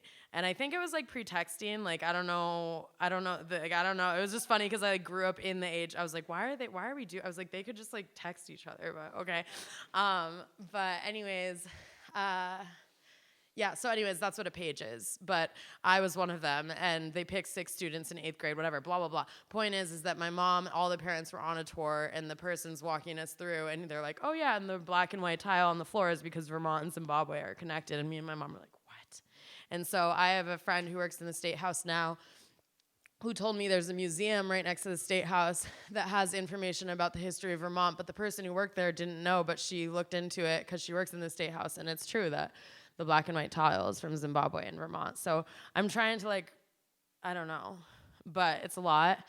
And yeah, so if you have any more questions, you can come up and check in with me after. But yeah, I want to sing a song, and then I want to give some space to everyone else. Yeah. I just wanted to say first off that I heard your name. I thought it was Arantha Farrow. What was initially, so I had to check it again. What? Oh, that'd be funny if I just, yeah, I know. Yeah, that'd be funny. Okay. So thank you. And yeah, again, just thank us all, like all of us, thanks for being here together. I feel like if we want, maybe everyone can take a flower. There's these beautiful yellow flowers, and if we want, when we leave, maybe each of us can take one, and we could just put it somewhere outside, or we could also bring it home and hold on to it, but maybe that could be a little momentum for what we've shared and where we're headed. Bring that with us. Okay, so the song that I'm gonna sing, I did not write it. It was passed to me by this lovely person named Kendall at this thing called The Art of Mentoring. It's a song that invites repetition.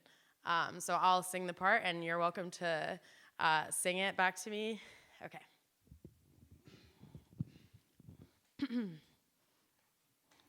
Okay, I'm gonna stand up.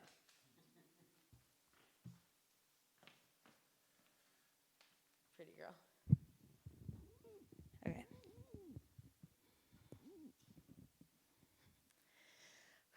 Yeah, thank you. And this is a great space. I don't see Stephen, but this is a great space to do things, and I feel like. Okay. I love myself so much, so I can love you so much, so you can love you so much, so you can start loving me. Ba-dum, boom, ba-dum. I love myself so much, so I can love you so much, so you can love you so much, so you can start loving me. Boom, boom, boom. I love myself so much, so I can love you so much, so you can love you so much, so you can start loving me. Boom, boom, boom. Okay, last time. I love myself so much, so I can love you so much, so you can love you so much, so you can start loving me. Boom, boom, boom. Woo.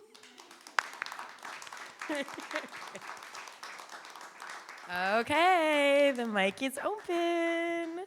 Does anyone else want to share a little something? Yeah. Yeah? The mic is open. The mic is hot.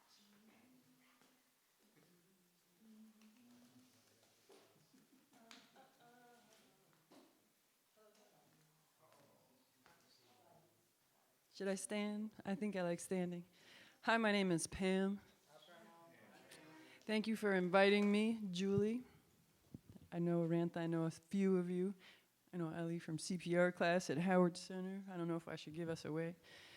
I love writing stuff. So I wrote something. So I forgot that this was like an open mic spoken word thing. So I was about to run here just to listen to everyone. And then my journal from like 10 years ago was like, hey. And then I wrote this right before I went to read at a Black Perspective event, maybe last year. I think it was last year. And so if you're a writer or you're creative, which it sounds like most of us probably are, it takes over. And you sit your ass down and you see whatever it's trying to tell you.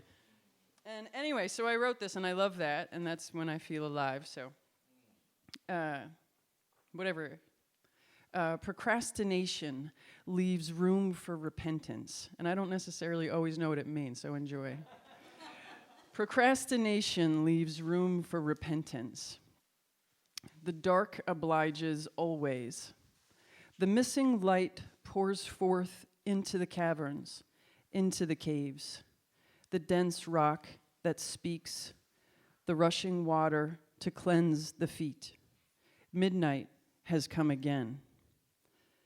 It is in this bleak state of dark and destruction of all that was once and will be again. It is in the dance. It's in the feet. It sways in the mind, the last dying wish, the wish for life again, to bring it forth on the altar of our hearts. In the beacon in the sky, the dark confesses its great mysteries, the inquiries of our souls. They beckon us forward. From limb to limb, shoulder to shoulder, we stand together, again and again. Wars gone by and yet to come. The silver fox of goodness fills the glasses, drinks, and throws them into the fireplace. Girl or boy has come to enter the dreamer's dance of creation, the webs of silk. So that was inspired. I'm sorry. Yes, thank you.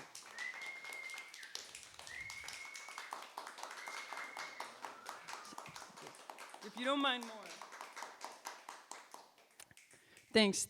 So that was like, it's a lesson. So if you go to a protest or you go to anything like this, or if you decide to go somewhere, right, the spirit decides to say, ooh, here's a willing little participant.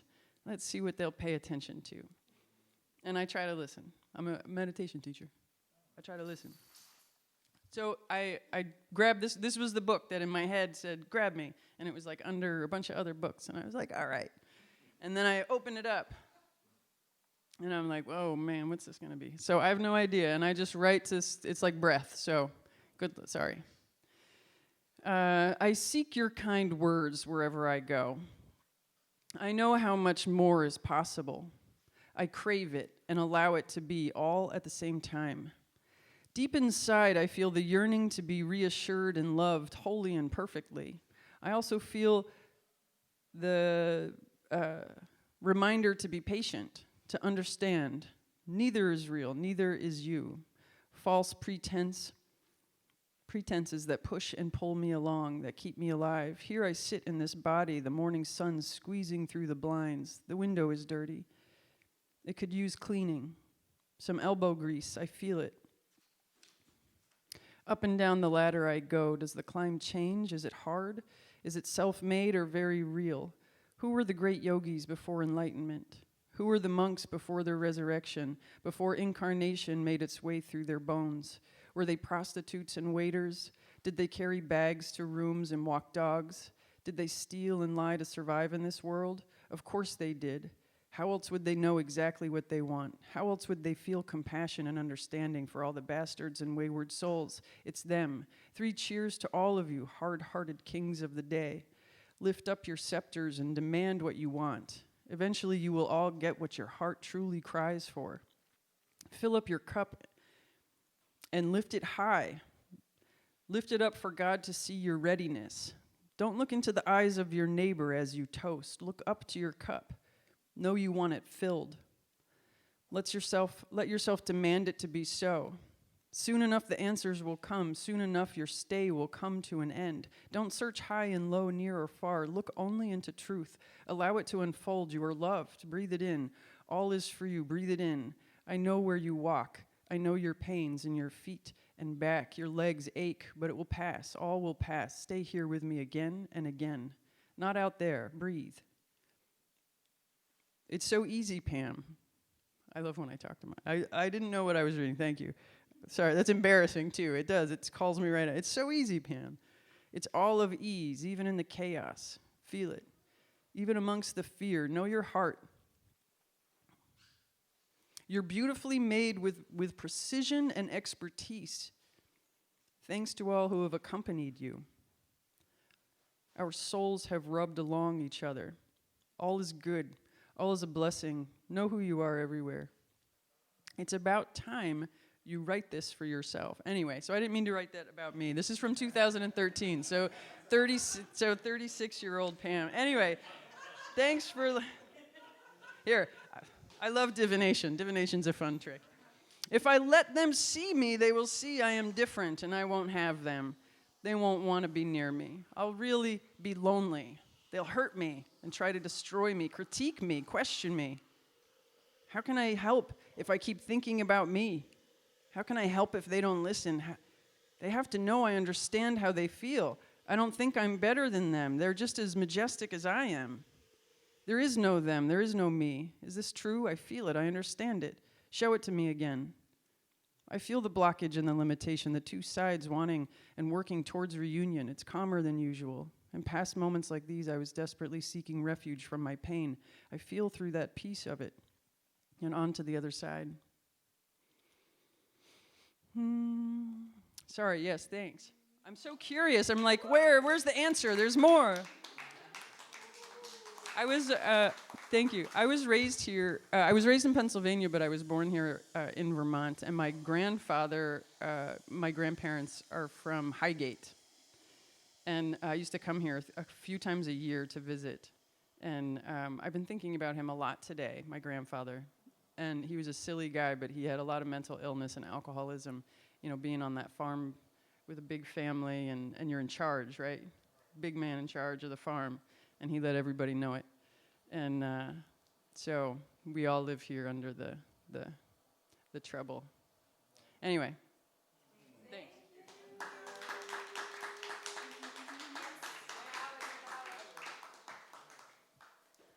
Okay, so there is a request that we have a little moment of just like resetting, bathroom break, if anyone needs another coffee. I heard also that the beautiful person in the red hat maybe has something to share with us upon our return, and I'm sure there's some more sharing to be done, but let's take a little bit of a moment to reset. And something that I forgot to mention that I'm curious about, if anyone has any like inspiration in regards to this. I want to see if the state of Vermont will pay me the $15,000 that I need as reparations for what they did to my father, and my family. Maybe? I don't know who to ask, but okay, figured I'd throw it out there.